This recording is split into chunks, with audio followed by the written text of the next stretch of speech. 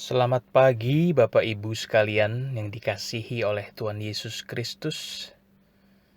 Sebentar lagi kita akan memasuki ibadah Sabtu Sunyi. Sebelumnya marilah kita bersaat teduh sejenak.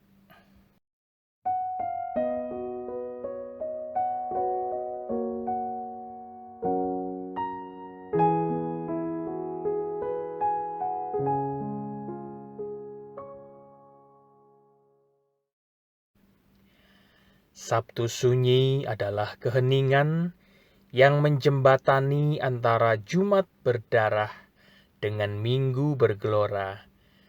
Jembatan antara kematian anak domba dengan kebangkitan Mesias Yesus Kristus.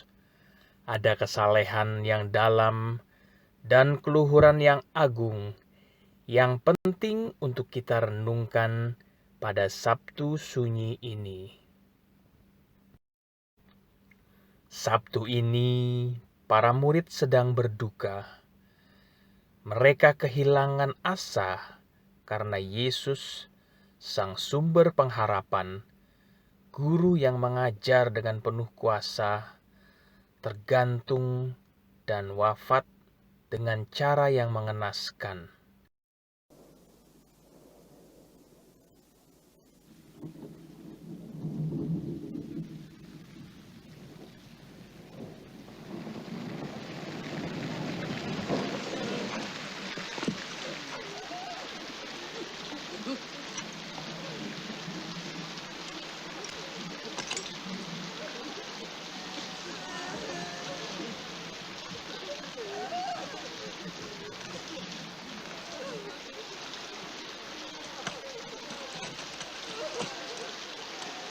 Hey, you, the family, come on, you can take the body.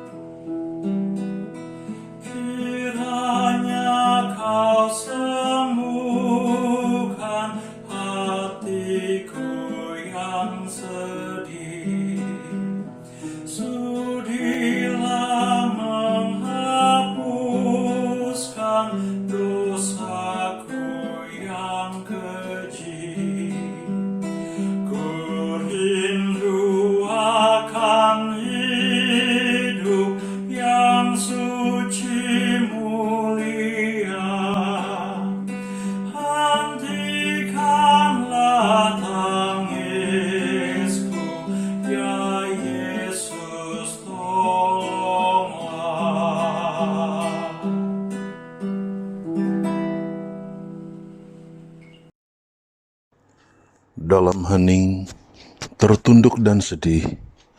Mereka mengenang kembali saat Yesus duduk makan, dan malam itu ia berkata, "Aku berkata kepadamu, sesungguhnya seorang di antara kamu akan menyerahkan aku." Mereka teringat bahwa guru tahu bahwa Bapa telah menyerahkan segala sesuatu dan bahwa ia datang dari Bapa dan akan kembali kepada Bapa. Sekarang mereka mengerti mengapa guru berkata, "Aku sangat rindu makan Paskah ini bersama-sama dengan kamu sebelum aku menderita. Sebab aku berkata kepadamu, aku tidak akan memakannya lagi sampai saatnya beroleh kegenapan dalam kerajaan Allah."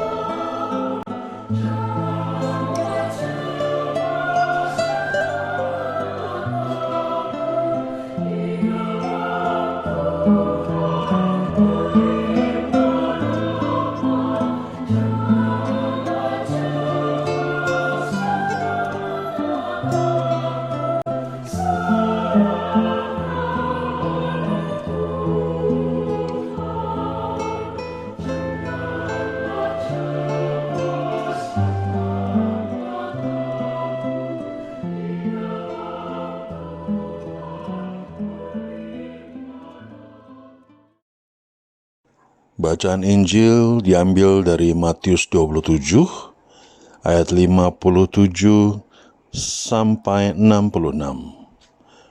Matius 27 ayat 57 sampai 66.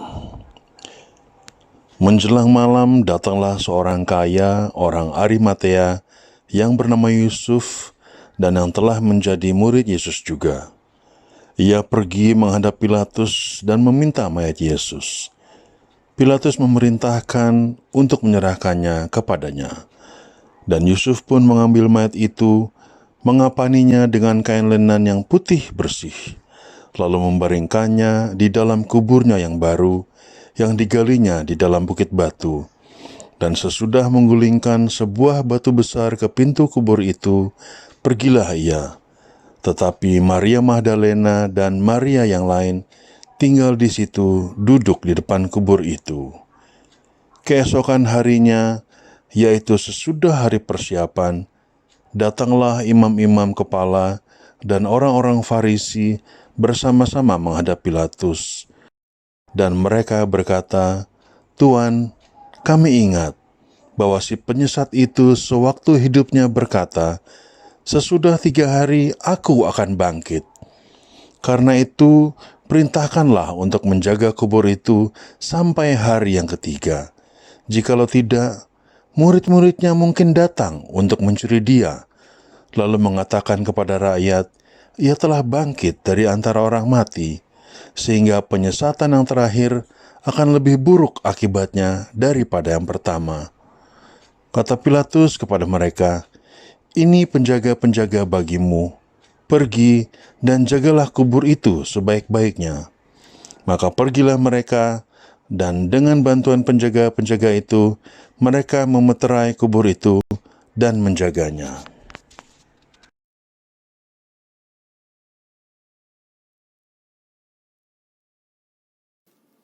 Saudaraku, berapa lama orang boleh takut?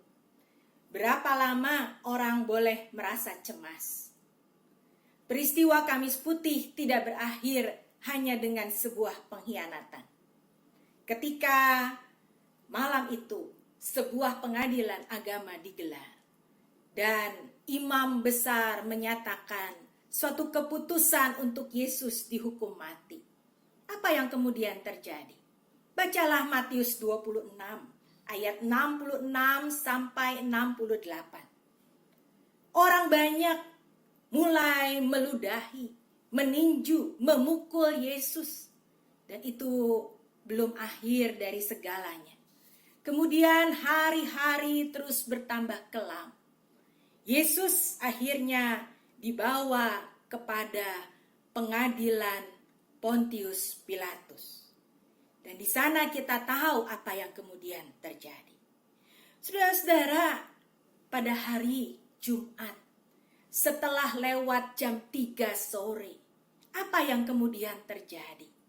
Orang mulai melihat jenazah-jenazah yang digantung itu harus diapakan.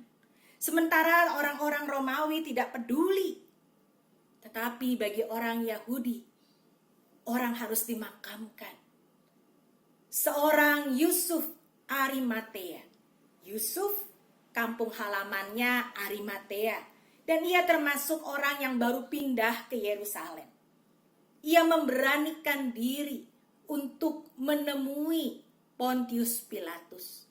Seorang gubernur atau wali negeri yang terkenal keras kepala. Apalagi pada waktu itu sudah juga dibeli sebidang tanah yang disebut sebagai tanah tukang periuk seharga 30 keping perak. Matius 27 menyatakan itu ayat yang ke-7 dan 8. Tapi siapa Yusuf Arimatea ini? Ia ternyata seorang murid yang diam-diam dengan amat sangat mengasihi Yesus. Ia terhitung murid baru.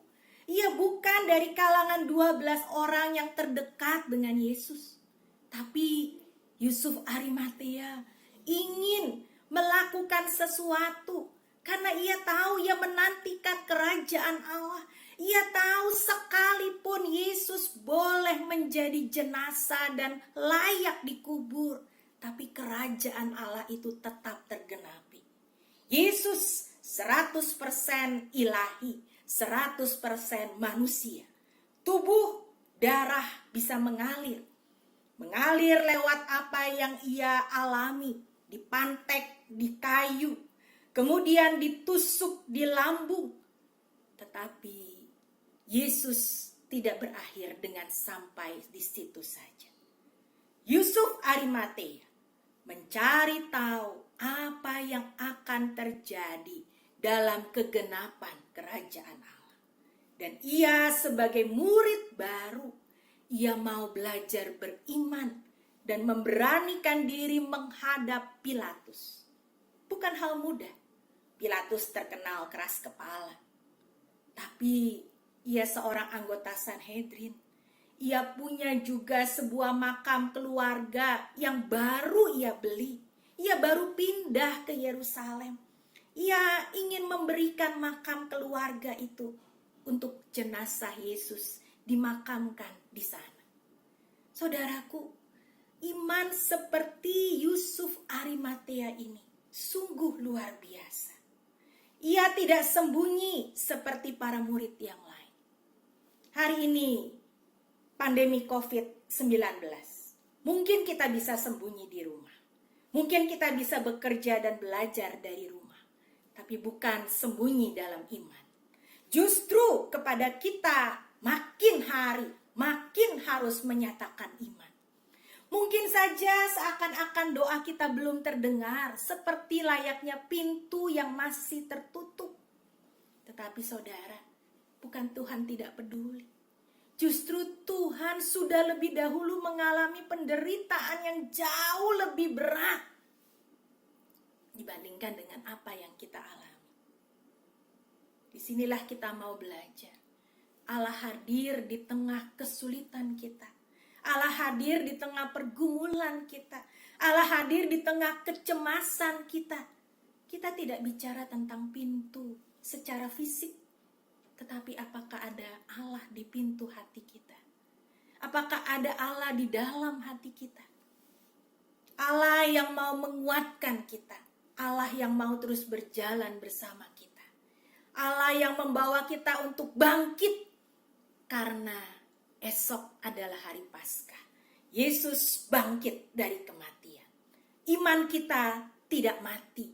Justru di dalam kesulitan, di sana iman kita dibangkitkan. Dan Yesus yang dipermuliakan. Saudaraku, mari berdoa. Ya Allah, kami datang kepadamu. Kami percaya Yesus yang dimakamkan dan hari ini menjadi Sabtu Sunyi. Membawa kami untuk terus datang berdoa. Membawa kami untuk terus datang beriman. Membangkitkan hati kami. Membangunkan semangat kami. Menyadarkan kami. Tuhan, Engkau tinggal dalam hati kami. Engkau telah mengangkat penderitaan kami. Engkau juga bahkan lebih dahulu menderita lebih banyak dibandingkan dengan apa yang kami alami. Engkau ada bersama kami dan tinggal dalam hati kami. Terima kasih ya Tuhan Yesus. Engkau menebus hidup kami, mengampuni kami, menyelamatkan kami. Amin. Saudaraku, hari ini Sabtu Sunyi. Mari kita datang berdoa dengan mengingat segala pengorbanan dan kasih Yesus buat kita. Amin.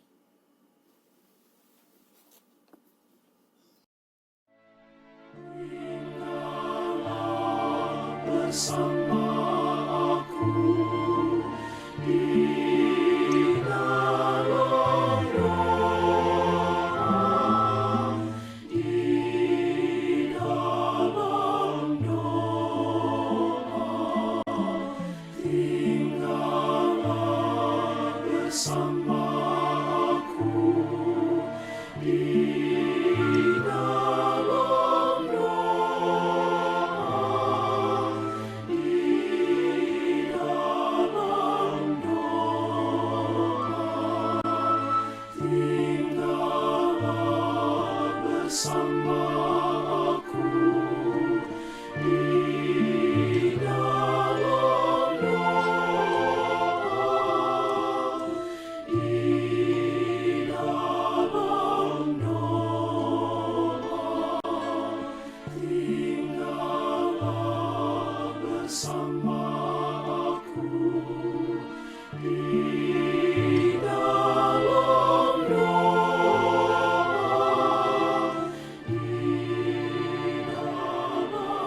doa,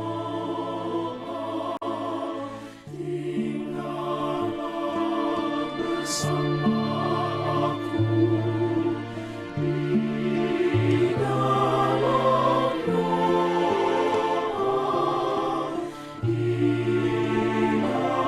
dalam doa, tinggallah bersama aku di dalam doa, di dalam doa. Renungan Sabtu Sunyi kita telah selesai. Terima kasih atas partisipasi Bapak Ibu Saudara sekalian. Tuhan Yesus memberkati.